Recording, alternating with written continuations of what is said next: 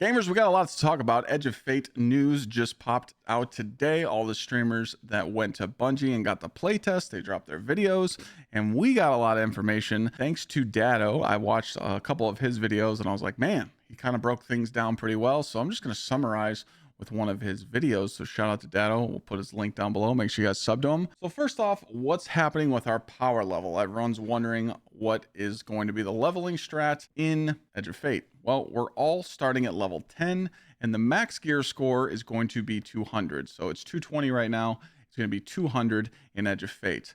But once you break the 200 mark at 201, you're going to be able to start doing seasonal artifact power. So right now you have a seasonal artifact in Destiny 2 where you get artifact and it just gives you those fake power levels. Well, it's going to work the same in Edge of Fate. You're going to be able to go up to 300 and you're going to be able to use unstable cores to level up your armor. These unstable cores are pretty much the infusion material you'll need to get to 300, and you can't stack them for a next season. So as soon as Edge of Fate season is over, we will go back down to 200 power level because that was our base, and then it will restart. Pretty much so they want to make it so everyone's at an even playing field. I do want to point out right here that artifact XP for the unlocks is still in this image. So please stack some bounties if you like. Just do some weeklies, just do some dailies. You will be popping those bounties in Edge of Fate to get that XP for your unlocks and probably get ready for the raid. If you're not doing a day one raid, you probably don't need to. So after you get your power level grind all the way and you've probably finished the campaign on legendary mode, what are you going to be doing? How are you going to be leveling up? Well, the portal allows for target farming armor and weapons. If you need a chest piece, there's going to be ways for you to open up the portal and kind of see what it's going to drop. My biggest question was, how are we going to get like the level 5 juicer armor with all the upgraded stats? Level 5 armor actually has 11 slots on your armor instead of 10. So we're definitely going to be wanting to chase those. And it seems like it's going to be harder difficulties. More harder content is going to give you the level 5 armor that we're going to be chasing. And I do want to point out here, I got this from Benny's video. There is a chart that it actually shows you that level 1 through 5 has different stat distribution. So the level 5s are like 70 plus. I think I swear I saw it's like 75 plus. So this is the armor you're going to want to chase. Finish the campaign, start doing your portal, start doing some medium tier difficulty stuff, and then immediately try and go into the harder content that we're going to be doing in Edge of Fate to get the level 5 armor unlocked. Now, Dado did break it down and pretty much say, hey, you're going to use the portal, there's going to be a scoring system, and if you want to get good loot, you need to get a level A finish. You will get the letter A finish if you're fast enough, and if you're consistent, you probably don't die a lot. It's just going to be like a simple scoring system, but he did say that you're going to have to add some modifiers, pretty much add as many negative modifiers as you can so you can get a good score. Is it going to be easy? We don't know. So you're probably wondering what to do with your vaults. I recommend starting at your legendaries. Let's go after your armor. Keep one artifice class item per character and just delete the rest. Exotic class items you definitely want to keep because they're going to keep their stats, what you have on them now. And also with the armor 3.0, Bungie said that there's going to be ways for us to get stat bonuses on those exotic class items because regrinding those class items for those rare rolls would have been balding. But I do want to point out that there is a way that you kind of have to grind out your current exotics that are sitting in your vault. All your exotics that are sitting in your vault and your armor, they don't have the stat distribution that you want for your new builds. So Bungie's going to give you 20 of these tickets at Ada, and you'll be able to focus 20 exotics for free to get the new stat bonuses on them. Now, can you still use your old exotics for your builds? Of course.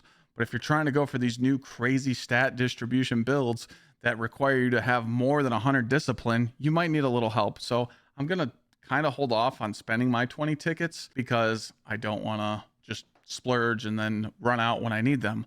I do want to point out that you should stack up as many ascendant shards as you can because every time you get an exotic engram, you'll need ascendant shards to go focus engrams at Raoul to get those new juicer stats. So don't panic too much. It's not that bad. Going over weapons in your vault, I would not delete anything because you never know what Bungie is going to buff or change.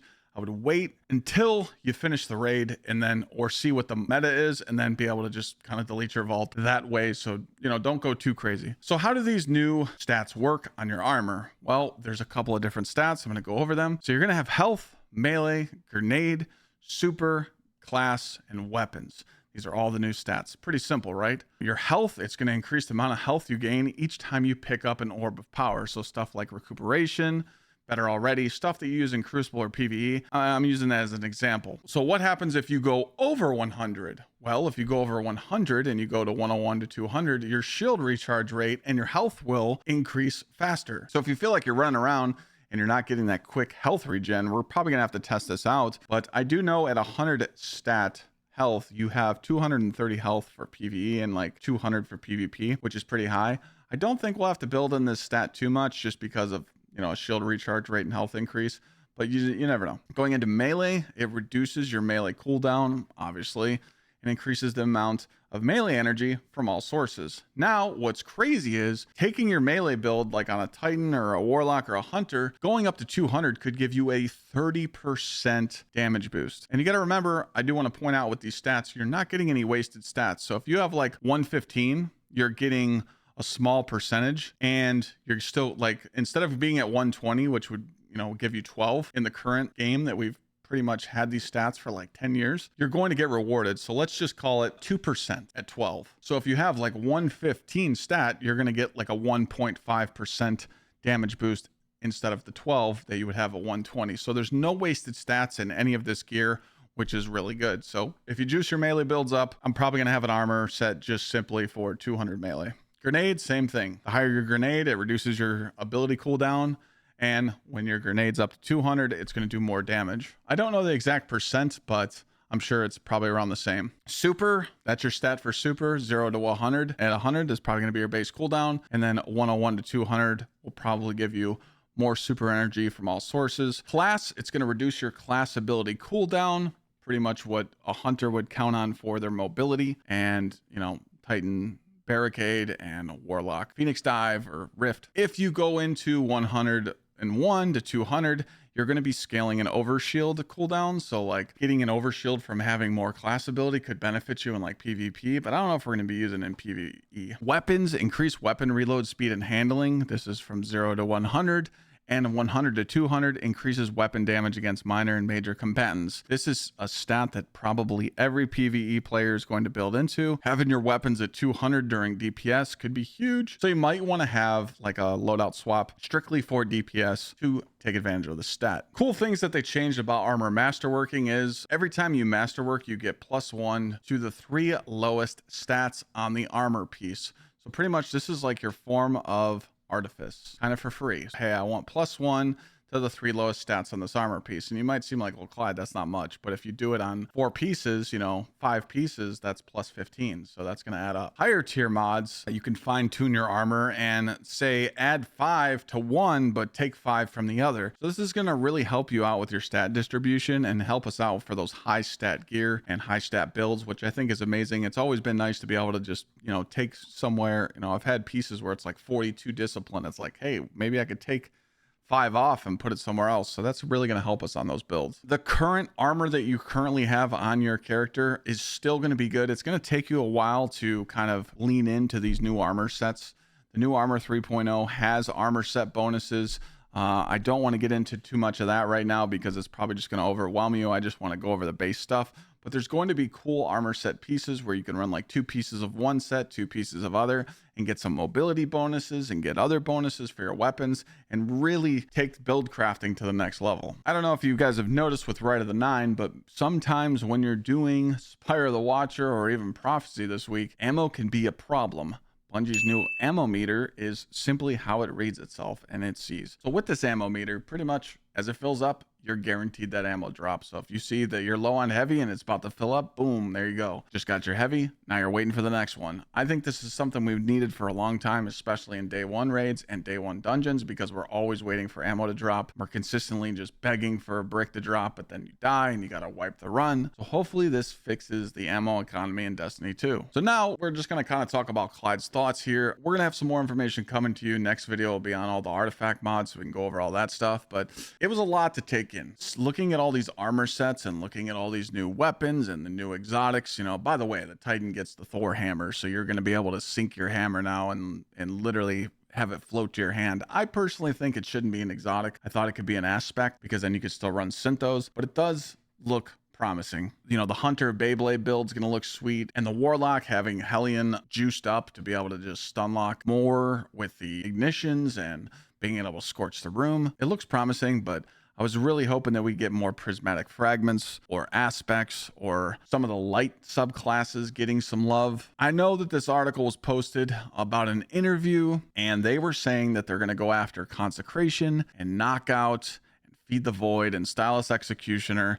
I just don't believe in nerfs like that, being able to just kill these builds. Like, if you guys are wondering what I'm talking about, I'm going to put it on screen here, this paragraph. The Titan running Consecration with Knockout loses 3 fragments. Currently, right now, you sit at 5 fragments with that build. And if you have both those on, it's going to go down to 2. DMG did tweet today saying they're listening to the feedback, so they might backpedal it. I don't know, but it's like, I think they're just trying to get rid of that Consecration Titan build, but you know, it's kind of like a sole purpose for the melee class, the Titan, to have something like that. Just nerf the ignitions. When you slam the ground and stuff ignites, just take some damage off the top and call it a day. They tried doing it last time, but they went after the melee itself, not the ignition. All the weapons, tier 3, tier 5, those look insane. I mean, it seems like it's pretty simple.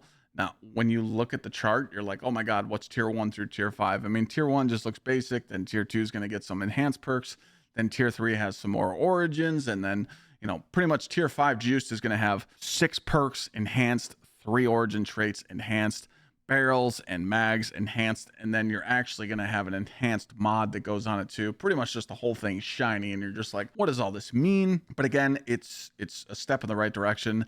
I think it's going to be very exciting going after the tier 5 armor and tier 5 guns, just to say, hey, I'm getting all the good loot. We're not in a basic Destiny anymore. I think a lot of returning players or new players might be confused by this system, and I hope that I can break down a lot of guides to kind of help you guys through that journey and, you know, test out stuff and see what's good. I really hope that this new system kind of sunsets some of these old weapons that we use and kind of encourages us to use the new stuff, because I'm sick of using the same SMG and same auto rifle and same sidearm. You know, the artifact is based off of, you know, Stasis, Solar, and Strand, so hopefully we can go back to having some pretty crazy builds. So yeah, hopefully me breaking down some of this stuff has helped you out, and I'm gonna have some more videos coming out soon, just kind of trying to take in all this information, and I'll see you guys in the next one.